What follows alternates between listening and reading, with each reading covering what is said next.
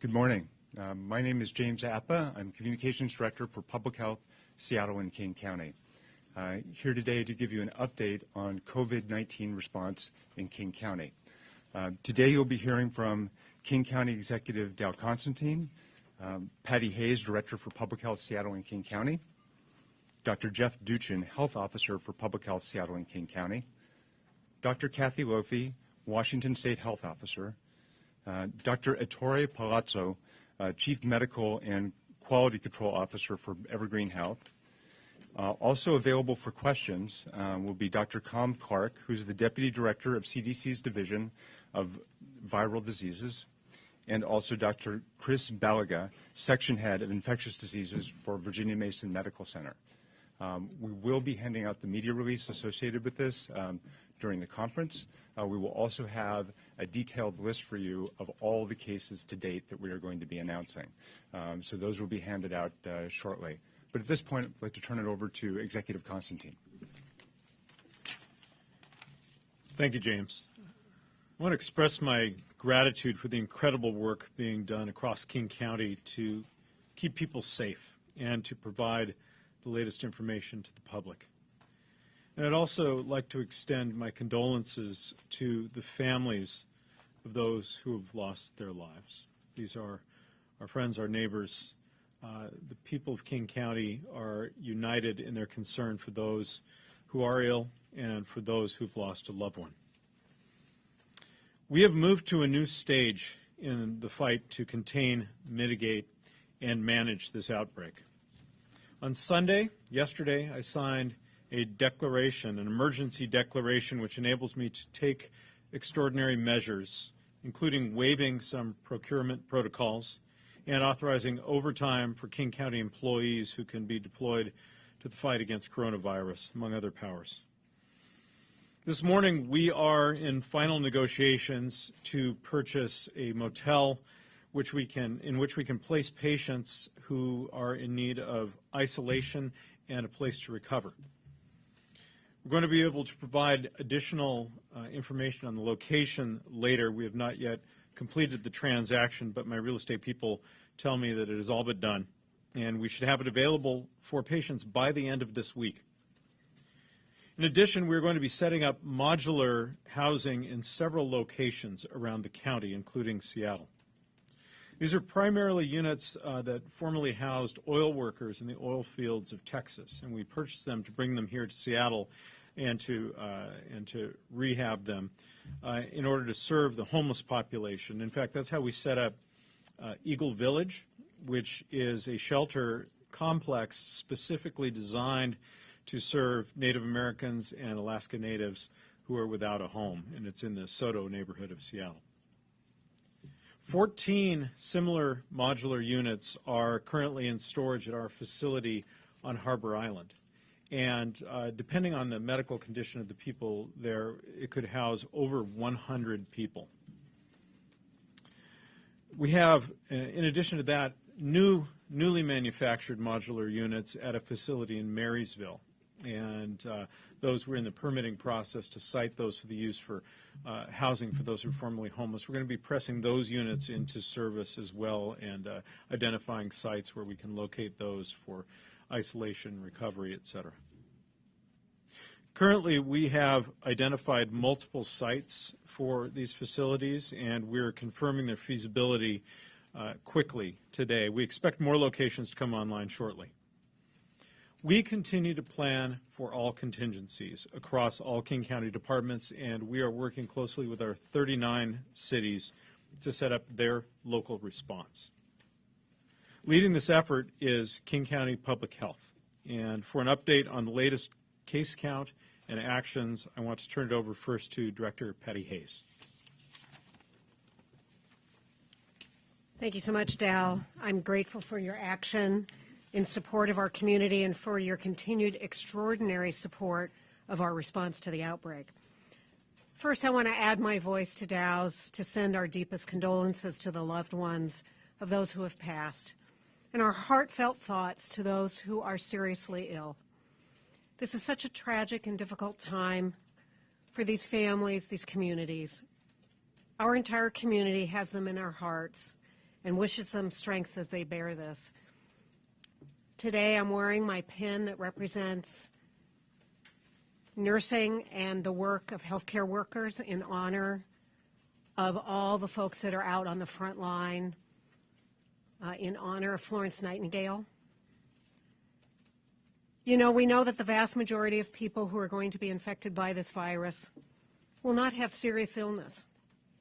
But those who do, our healthcare workers, will do and are doing everything to help manage patients in need. In turn, we need to do everything to help those healthcare workers. I'm asking the public to do things like saving masks for our healthcare workers. I know there's been an incredible run on the sale of masks. We need assets for our healthcare frontline workers and also for those who may be needing them and are not feeling well, so they want to protect themselves, or those who culturally use them.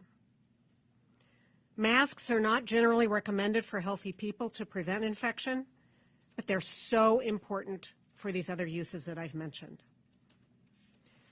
We face this challenge now, but I want you to know that I feel we have the best people in the world here in King County to respond to it, including a great team for the Centers for Disease Control that arrived, and we have another team coming this afternoon. We will get through this by staying informed and united. And as you'll hear, there are things that every one of us can do to control and reduce the impact of the disease in our community. With new information now, I want to turn this over to Dr. Jeff Duchin to give you that latest information and what we're doing right now. Jeff. Thank you, Patty. Jeff Duchin, Health Officer, Public Health, Seattle and King County. And I also want to extend my sincere sympathy and condolences to the families of the patients who have died and those who are ill. Over the weekend, we reported 6 cases and 2 deaths in King County residents, reporting 4 new cases today. And of these 4 new cases, 2 have died. In addition, one of our previously reported patients has died. This brings the total number of cases to 14, including 5 deaths total. These are the new cases. A male in his 50s who was hospitalized at Highline Hospital with no known exposures. A female in her 80s, a resident of Life Care, who was hospitalized at Evergreen Health. A male in his 70s, a resident of Life Care, who was hospitalized at Evergreen Health. This man had underlying health conditions and died on the 1st of March. A female in her 70s, a resident of Life Care, hospitalized at Evergreen Health. This woman had underlying health conditions and died on the 1st of March. In addition, a woman in her 80s who was previously reported by us as a case in critical condition at Evergreen Health has also died on the 1st of March. As you are undoubtedly observing, this is a complex and unprecedented challenge, locally, nationally, and globally.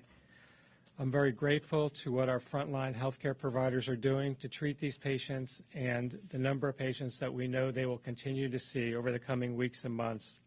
I'm also grateful to our colleagues at Washington State Department of Health and from the U.S. Centers for Disease Control and Prevention. A team arrived last night. We have now 17 CDC members here helping us with infection control, epidemiology, contact tracing, and understanding the impact of the early stages of this outbreak in our community so that we can plan for the days and weeks and months ahead.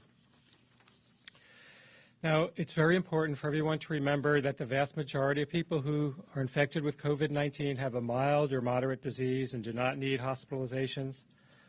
On the other hand, it's obvious from what we've just discussed that this infection can cause very serious disease in people, particularly people who are older and have underlying health conditions.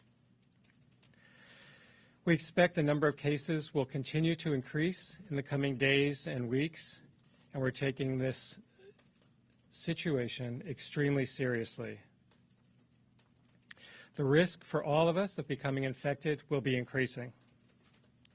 And although most of the cases will be mild or moderate, the infection can cause serious illness, and there's a potential for many people to become ill at the same time. If this happens, it can be disruptive both to our lives as individuals, to our communities, and to our healthcare system. And we want individuals to know that there are things that they can do and steps that we can all take as a community to decrease our risk of becoming ill personally and to decrease the number of people who become ill in our community and minimize the disruption that we will see from the numbers of ill people at the same time and decrease the impact on our healthcare system to the greatest extent possible by reducing our individual risk. So we are making both individual and community level recommendations to limit the spread of this disease. And our community level recommendations are very similar to what we recommend for influenza. We'll talk a little bit more about that. So again, the most important steps that individuals can take to improve their health and decrease their risk of getting sick currently are basic hand hygiene. Wash your hands frequently. More hand washing, less face touching. Avoid contact with ill persons. And if you yourself are ill, please don't go to work or school until you're well. It's really a good idea at this time, for everyone to be familiar with what pandemic preparedness is. There's great information available on the web for individuals, schools, and communities about how to prepare for a time when many people may be ill and you want to minimize your interactions in the public, your interactions with other people, the number of things that you touch on a daily basis, and stay home and away from others as much as possible. So that involves having a home preparedness kit and understanding how you might take care of people in your home who become ill. If there are elders or seniors who are dependent on you for health, how they will get their, or dependent on you for care, how they will get their care if you become ill, who will care for children, what you will do if schools are closed for a period. All of this is very important for people to become familiar with now so that they're best prepared as we see more cases in the community over the coming weeks or months. We also want to provide as much information as we can that will help people make informed choices and good decisions on an individual level to protect their health. So, for example, as we see more cases coming into the community to protect your health, people should consider avoiding crowded settings to the extent possible. This is especially important for people who are at higher risk for infection, people over 60 years of age and people who have underlying chronic health conditions. Very much the same as we advise during influenza season to people who have high-risk conditions. Try and avoid exposure to influenza by avoiding close contact with others and having good hand and respiratory hygiene. The same measures are very relevant now in the context of the COVID-19 outbreak. We're not recommending everyone avoid crowds and public settings at this time, but we want the information to be out there for those who can make good, informed choices about their own individual health and the risks and benefits to themselves. We understand people need to be out in the community. We all need to do things. There's value to social interaction, and based on the level of disease in our community now, we're not recommending widespread cancellations of gatherings or closures of schools. But we do want people to know that this infection is with us and it's going to be increasing, and there are things they can do to decrease their risk. And right now, if you're a susceptible person, someone who's got underlying health conditions or is older, you might want to take steps to avoid exposure to this virus that we haven't recommended for everyone at this point. We also want to remind people not to go to the emergency department unless they really need to be, unless they have an urgent health issue. Our emergency departments really need to take care of those who have critical illnesses and emergencies. And if you've got an illness like cough, fever, flu-like symptoms, it's better to contact your healthcare provider and get advice about how to manage your illness than go to an emergency room where there will be lots of ill people in the waiting room, long waits, and most likely you won't need to be there if you've got a run-of-the-mill flu-like illness. I also want to mention that we are not recommending school closures or cancellation of any activities at schools at this point. We have no confirmed COVID-19 cases in our school community, and if we do, we'll work directly with that community to provide guidance. Schools don't need to take any special precautions beyond what we've recommended for good hygiene, recommendations to keep ill students and staff out of school, and routine environmental cleaning, and we recommend they review those guidelines that are on our website, on the Department of Health's website, on the website of the Centers for Disease Control and Prevention. At this point, I want to thank Director Hayes again and our healthcare workers and first responders for we recognize the incredible work that you're all doing, that you're providing an essential service to all of us in our community. We very much appreciate that and the collaboration as we work together to meet this challenge that will be increasing over the coming days to weeks. Now I'd like to turn the podium over to Dr. Kathy Lofi, our State Health Officer. Well, thank you, Dr. Duchin, and good morning, everyone. My name is Dr. Kathy Lofi. I am the State Health Officer at the Washington State Department of Health, and I want to give you a little bit of an update on the statewide situation. But first of all, I also want to say that my heart goes out to all the families of the loved ones who we have lost to COVID-19. Unfortunately, we are now starting to find more COVID-19 cases in Washington. That appear to be acquired locally here in Washington. And we now know that the virus is actively spreading in some communities here in Washington. We currently have 18 COVID cases that have been identified here in Washington. King County has had 14 cases, including 5 deaths, and Snohomish County has had 4 cases. At this time, we have not detected COVID-19 cases outside of King and Snohomish counties, but given the movement of people around our state, it is possible the virus is spreading in other counties too. We've been working really hard to increase our testing capacity at the public health laboratories. Our state public health laboratory now has the capacity to test about 200 specimens a day, and we are keeping up with these requests. In addition, we have been really working hard with our commercial laboratory partners so that we can bring other clinical laboratories online to perform this test as well. And I'm happy to announce that the University of Washington is going to start testing for COVID-19 either today or tomorrow, and that will add tremendous capacity for testing here in our state. Additional testing will help us find more cases and allow us to better understand the risk of COVID-19 in communities throughout the state. And we are very committed to reporting all the information we have about positive tests in a timely fashion so that people can make good decisions about their health. So I just want to echo a few of the points that Dr. Duchin just made about steps we can all take to prevent illness. He mentioned wash your hands often. You can also carry an alcohol-based hand sanitizer around in case soap and water is not available. And I now do carry alcohol hand sanitizer with me. I also wanted to just talk a little bit about avoiding touching your eyes, nose, and mouth with hands that are not clean. This is really hard to do. We all unconsciously do it throughout the whole day.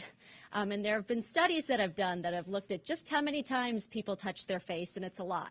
So we all really need to think, about how we can consciously avoid touching our face. And then lastly, I just wanted to talk about staying at home and away from others, if you're feeling sick. I know that we've all gone to work when we've been sick. And we all feel responsible to our work colleagues, and we want to be a committed member of our work team. And some people, it may be very difficult to take time away from work, but we need to do all we can to protect each other at this time. In addition, as Dr. Duchin mentioned, if people want to further reduce their risk of COVID-19, they can consider avoiding crowded settings, particularly people who are older and people who have chronic health conditions. So we understand the concern that people are feeling about the situation here in Washington. All of us want to ensure ourselves and our loved ones are safe and protected. I want to expand a little bit around preparedness. Dr. Duchin talked about the need for us all to be prepared. Some simple things you can do now is make sure that you have food and basic supplies like medicine at home, like the same kinds of things that we would recommend that people keep in stock in case of other emergencies, like a power outage or an earthquake. Think about what you might need to do to make alternate plans for childcare. Talk to your employer about options for sick leave and telework. We have a lot of technology now, and now's the time to, be able to take advantage of some of that technology if your work allows it. As the situation continues, local health authorities may make recommendations to cancel community events or close schools, but individuals still need to make personal decisions. We're committed to sharing really accurate, timely information, as I said, so continue to watch the Department of Health website for more information about testing results.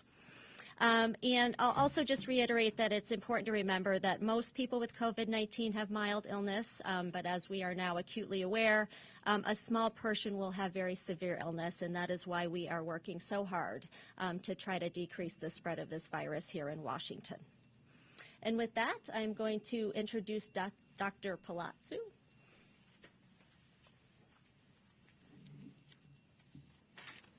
Thank you, Dr. Lofi. I'm Tori Palazzo, the Chief Medical and Quality Officer at Evergreen Health in Kirkland. A lot has happened in the last 72 hours since we learned of our first positive case of COVID-19. Before going any further, I first want to simply say that the organization is extremely grateful for the outreach and support that we have received from not just the local communities, but across the nation. And it is quite humbling for myself and the entire staff at Evergreen Health to receive that support. I also want to thank the Washington State Department of Health, our colleagues here at King County, Seattle Public Health for all the support, and of course the CDC as they help us and guide us on this journey. We started our testing protocol and identification of COVID-19 last week following the CDC guideline changes at that time. When we were alerted of our cases, we went ahead and followed those recommendations, and those patients went into appropriate precautions and appropriate monitoring, and all care providers working with them following the appropriate precautions as well. We now, at this time, have 10 confirmed cases of COVID-19 at Evergreen. Despite our best efforts, 6 of those cases have died. And our condolences go out to the patients' families in this time. Sorry, you said 6. I did, and so I'll note that one of our patients is a Snohomish County resident as well. So we have, as I understand it, and my colleagues will help correct me if I'm incorrect, this is the data that we have, that 5 of our cases that had died are King County residents. We do have one that is a Snohomish County resident. There's 6 deaths in all in the state. Is that correct? As of this morning at Evergreen Health, we have 6 deaths with positive coronavirus. Maybe after Dr. Plata's finished, Dr. Lofi can clarify the statement. Please. Very good. So at this time, along with our current confirmed cases, we have approximately 29 cases that are pending investigation total, and we are waiting for those results, and those patients are in appropriate precautions, and staff caring for those patients are following all the appropriate CDC precautions there. We have made adjustments at the organization to allow for airborne precautions. We are in a situation where we're able to convert our entire critical care unit over to a negative pressure scenario so we can keep those patients and staff caring for the patients safe, and we have those capabilities in other areas of the hospital as well. At this time, our staff are making adjustments to care for the patients, and that is going as well as can be expected at this time. Again, I want to thank the support of the community, thank all of the staff at Evergreen Health for their work, and everyone that's working to get us through this time. I'll go ahead and hand over to... Let's have Kathy come back up and... Sure. And Yes, so 6 should be the correct number. We were at the department aware of the 5 deaths from King County. We had not received the report about the Snohomish County patient just yet, so everything gets kind of reported up the chain. So, yep, apologize for that. And all those deaths have been at Evergreen?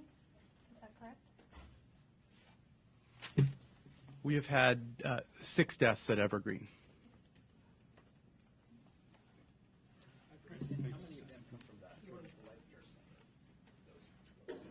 So do you want to?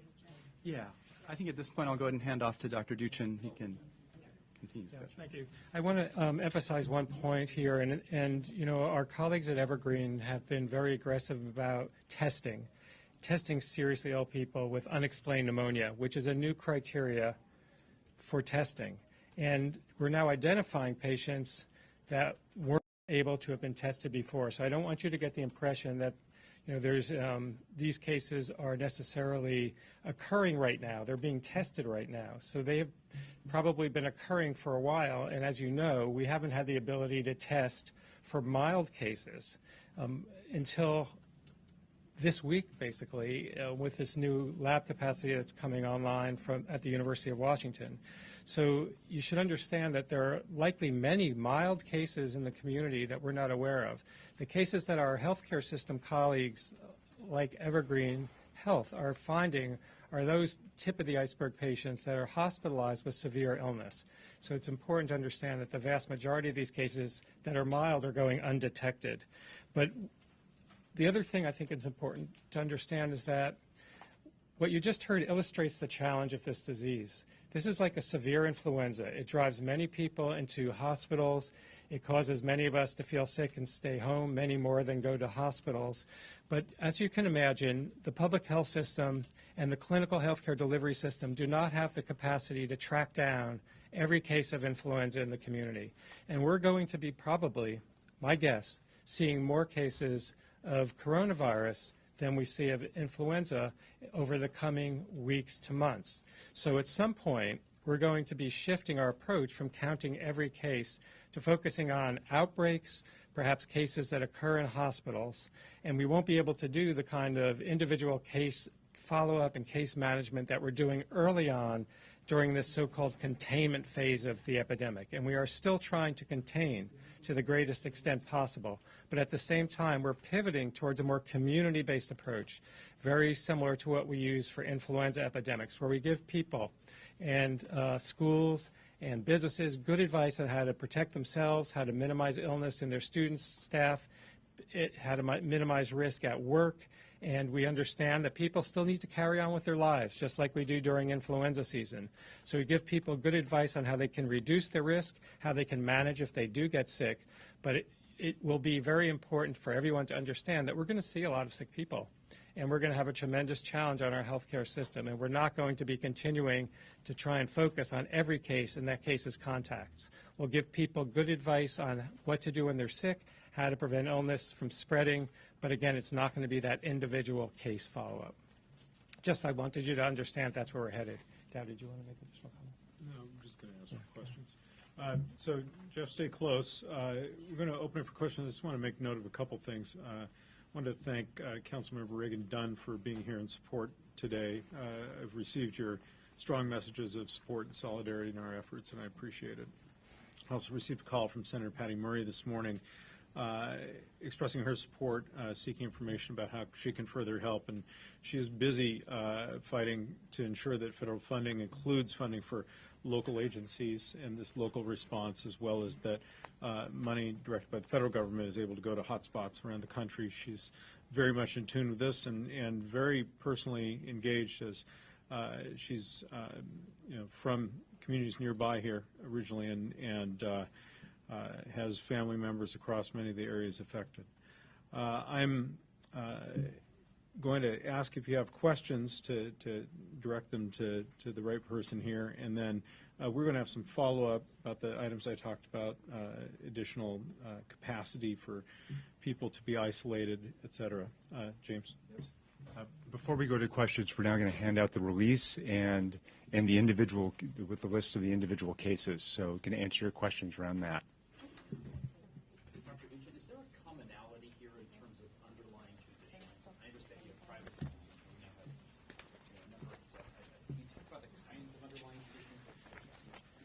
Well, in general terms, I can. I mean, again, this is a very small number of people we're dealing with, 14, so it's hard to generalize, but I can say that, people who have chronic lung disease, chronic cardiac disease, diabetes, the same types of chronic conditions to a great extent that we worry about with influenza seem to be an increased risk for this disease. Now, again, this disease wasn't even known to us 2 months ago. So we're still learning a lot about specific risk factors for disease, spectrum of disease, how severe it really is, how many people get seriously ill, how many have mild illness. So it's apparent from what's been reported from China and from what we're seeing here locally that the patients who are having serious illness are those who are either very old with weakened immune systems due to age or have underlying chronic diseases. But there's too few patients to say specifically whether one underlying condition is more of a risk factor than another at this point. Can you say whether we have capacity with our ICUs in the area to handle an influx of lots of very sick patients? Are we going to bring in more equipment, ventilators?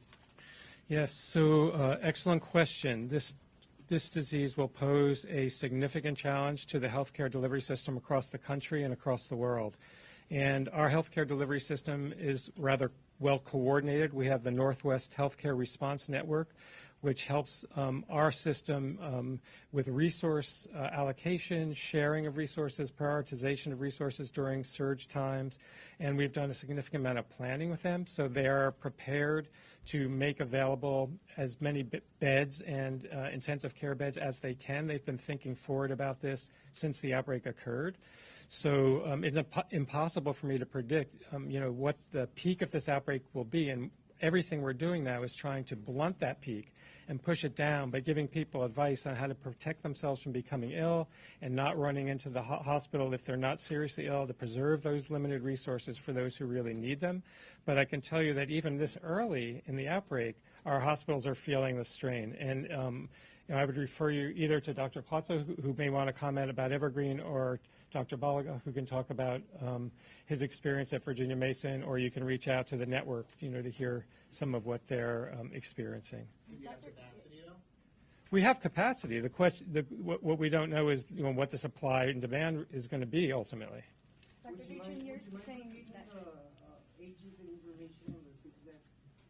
I'm sorry, I don't. What's the more question? information on the people who have died. Could you repeat that one more time? Okay. I have. James, the handout has information on. Handout doesn't have information on it. Yes. Yeah. It's missing some dates of death. And I wanted to ask if the folks who have died, how many are linked exactly to the life? I have two. Mm-hmm. Yeah. So as you know, we have an outbreak at the long-term care facility, Life Care in Kirkland, and I just want to acknowledge the incredible work that organization and their frontline healthcare workers are doing to both keep those residents safe, but also keep their healthcare workers safe. We've had staff on the ground with them. We have our CDC colleagues working with them to make sure they've got the best infection control guidance and are taking all the recommendations that we can possibly provide to keep their staff and their patients healthy. And we really appreciate their dedication. They're working very hard and very long hours, and we know it's stressful for them. So of the 14 cases that we're reporting, 8 have been linked to Life Care. And of the 5 deaths that we've reported, 4 have been linked to Life Care. And the other two, do we know the sources or There's one additional death that was unrelated to Life Care. Executive Constantine mentioned modular housing for homeless populations. Is there a stage 2 plan for if more individuals who are homeless become infected? What happens after those 100 or so? Yeah, clearly, we're very concerned about. Many of us can shelter in place. We can go home. We can even work remotely. That is not an option for people who are unhoused. The challenge is making sure that people who become infected aren't in shelter and causing infection to others, and that they have a safe place to be in isolation or quarantine or recovery.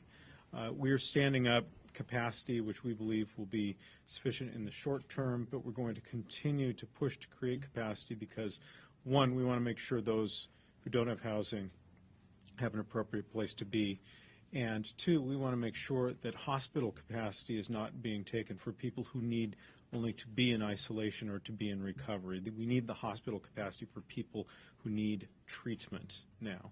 And so our facilities division is working very hard to site as many appropriate units as possible, and we're going to continue to push that real estate effort. Executive conference, when it comes to those homeless camps, you know, there were outbreaks of things like hepatitis that was reported in April. We have different people with the flu and things like that. Why is there now a sudden concern for the population when it comes to the coronavirus? Each of those epidemics or those outbreaks is obviously a concern. The coronavirus is, you know, novel by name. It's different. We don't know the shape of it yet, the way in which it spreads, or the seriousness in terms of who will be affected and how badly they will be affected. So our public health folks can talk about the similarities and the differences between those different diseases, but I think that we are all recognizing that in the case of a global pandemic where very little is known, where no one has natural immunity, where there is no immunization and there's no specific known treatment, we need to take it most seriously and to take extraordinary measures, including moving resources quickly from other areas in order to provide the ability to isolate people and give them the opportunity to recover without infecting others. Dr. Duchin, there's a question about testing. You had brought up testing a couple of times, sure, and how that changed with the CDC mandate. So, not mandate. They produce guidelines. So those guidelines, what changed in King County? I mean, are we talking about now, put it in layman's terms, are we talking about now that the numbers are going up because the testing is better? What happened prior to that change in CDC guidelines? So let me give you the history on the testing situation. When testing first became available, it was limited, and it still is limited to some degree. And because of that, we had to prioritize who we could test with our limited resources. So we were, the guidance was, and we followed, to test patients who had the most serious illnesses, the hospitalized patients, because we thought it was, and we still think, it's most important to identify patients who are critically ill and don't have another explanation, and those who have a risk factor for having novel coronavirus disease, so someone who had a link to a known case or travel to an area where an outbreak was occurring. But as more testing capacity becomes available, we can test more people who are, and that means people who are not critically ill. So people who might be in the community who aren't sick enough to require hospitalization. And as we begin to test, so we had this surge in patients recognized last week as we started to test, we found out that in fact, this virus has been in our community, obviously, and it's made people sick, and we are now recognizing that because we're looking for it. And the more we look for it, the more we're going to find it, and we're mostly going to find it when we have the ability in people who are not very sick and people who have mild flu-like illnesses.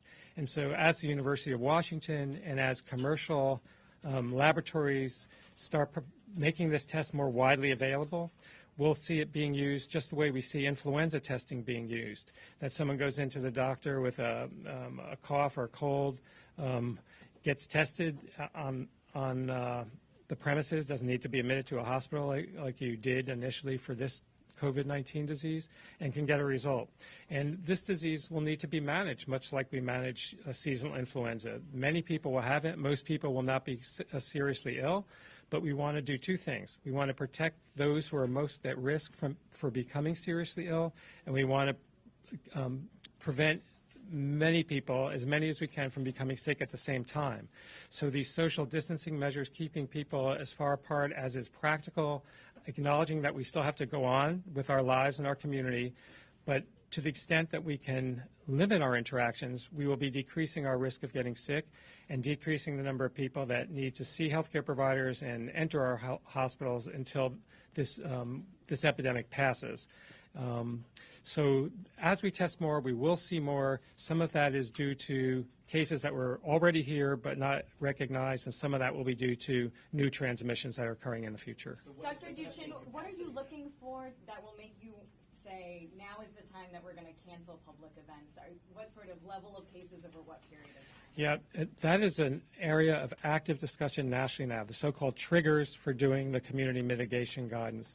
We certainly are beginning to think very hard about that this week, because we have, these recognized cases in the healthcare facilities, and we believe that there are cases in the community. So we're going to be looking at our measures. We'll be looking for the extent of community transmission, the evidence that we have for the extent of community transmission, not, for example, focused on one facility, but in multiple spaces, multiple locations in the community.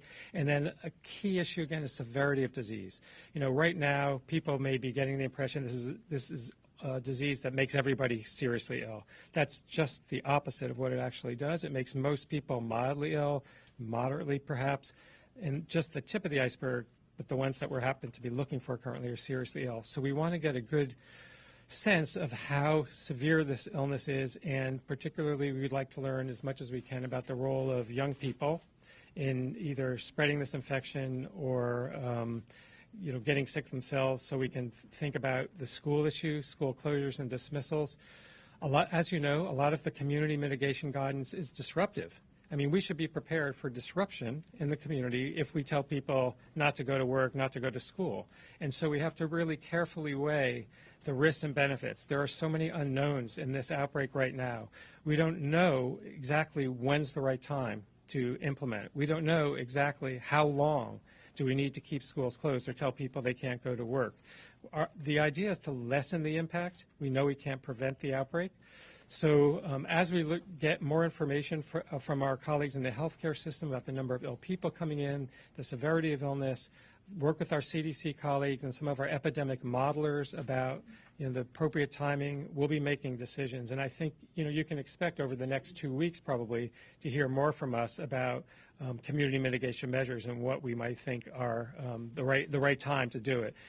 As I said, we can't expect people to go for months and months without school and without being able to go to work or telecommute necessarily. So we want to make sure that what we do is reasonable, that it's something that's acceptable to the public, that they feel like it's worth it to keep our community healthy, and that the timing and the duration are right. And all of this in the face of tremendous uncertainty, about the benefits of doing anything at a specific time or a specific duration. So we're going to be making judgments based on the values of our community and our leadership, and knowing that the benefit and the risks are all really not clear at this point. Okay, so we need to get Dr. Duchin and our responders back as soon as possible to their work. We'll take 3 more questions. So, can somebody speak to, there's a lot of parents out there that are pushing for school closures who are worried. Can someone say something to them? So we are indeed getting a lot of calls from both schools and from parents. The team upstairs has been individually working with superintendents. The schools, of course, out of an abundance of caution, have the right, the authority to close if they want to clean it. We've had a number of examples of that. Our commitment to our team in terms of supporting the decisions being made by schools is that we're working with them to assess the level of risk, and they know particularly their school. As you heard, we don't have an outbreak linked yet, and as Dr. Duchin said, when that occurs, of course, things will pivot, our message will pivot, we will deploy more attention to that school and those parents, et cetera. So we're standing up a call center today, and that number will be made available, and we really believe that that's an important link for that as we make sure that as superintendents have questions, as school teachers who have had students in areas, or as, say, a healthcare worker program from one of the local technical colleges has had students that were able to give them the best advice on when do they need to, if they had students in a facility, when do they need to do something. So again, this is going to evolve as we get a better picture, but right now we're trying to answer and get back to those superintendents as fast as possible. As you can well imagine, our phones upstairs are off the hook. We are getting all what we need to do with the support of the executive to set up this call center so we can triage it better. Kathy, do you want to say something about the state call center? Oh, sure. Yeah, so we also have a call center available at the state level, and I'm just grabbing the number for you. Somewhere, and the number is 1-800-525-0127. It is our COVID-19 hotline, 1-800-525-0127. You know the latest of the patients from the Life Care Center, for the rest of them that are still in there being in kind of that isolation area? Do we know kind of any latest information on them? Not the ones that are in Evergreen Health, but the ones that are still at the center where it's many visitors and things like that from visiting. Thanks for the question. So we've had, and I think today also, we have staff out there today also? Life Care, yeah. Yesterday on the ground, our team with CDC back today, supporting the Life Care staff as they're taking care of the patients that are in the center. They'll continue to provide care, and as if those patients need to be hospitalized, they will be.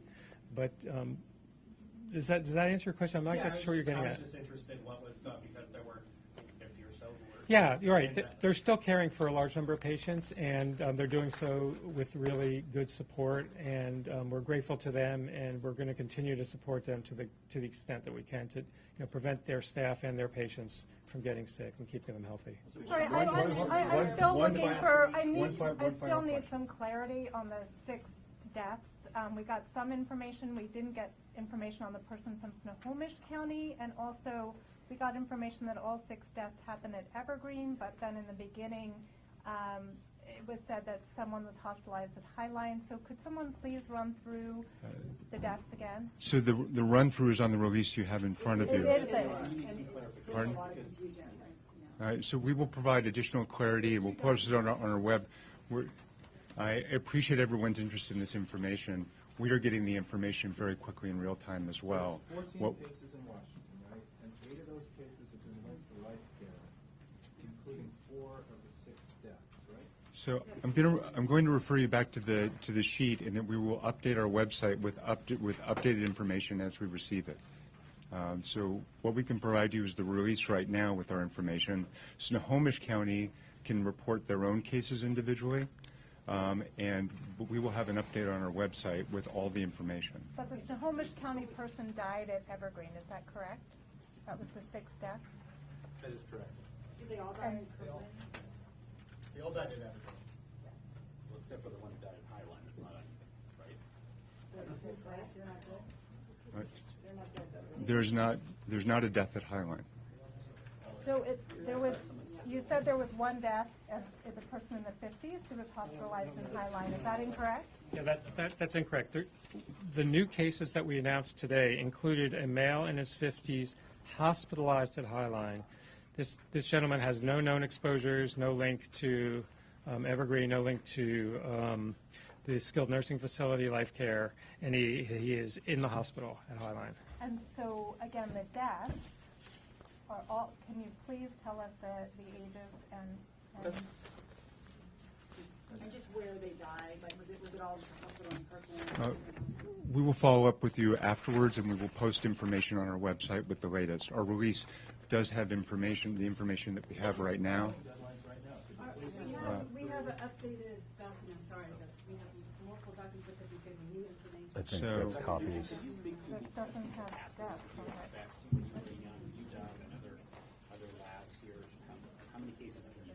So this would be the final question, and then I have some closing comments. So, Jeff?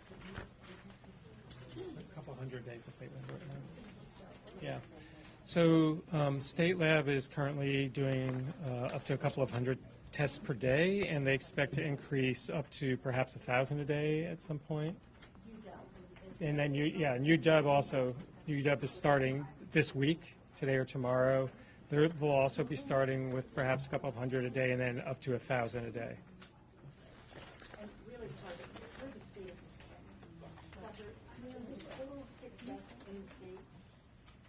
Yes, the information, I think what people need to understand is we have 3 runs coming off. So our laboratory is doing runs to test for this virus 3 times a day. So at several time points during the day, we're getting new results. So, so as you can imagine, this information is really changing by the hour.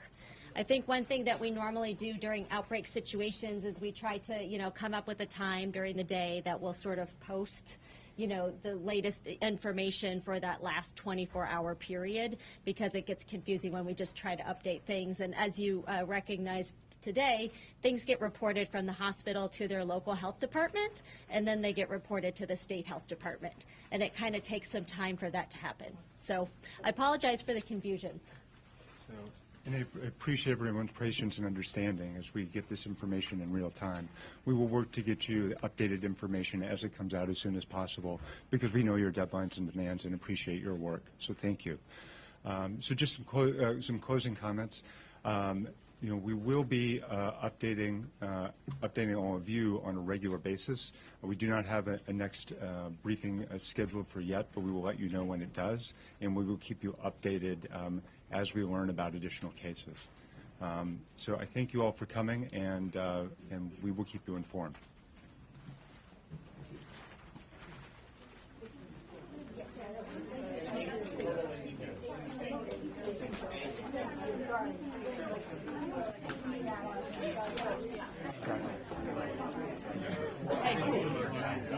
Okay.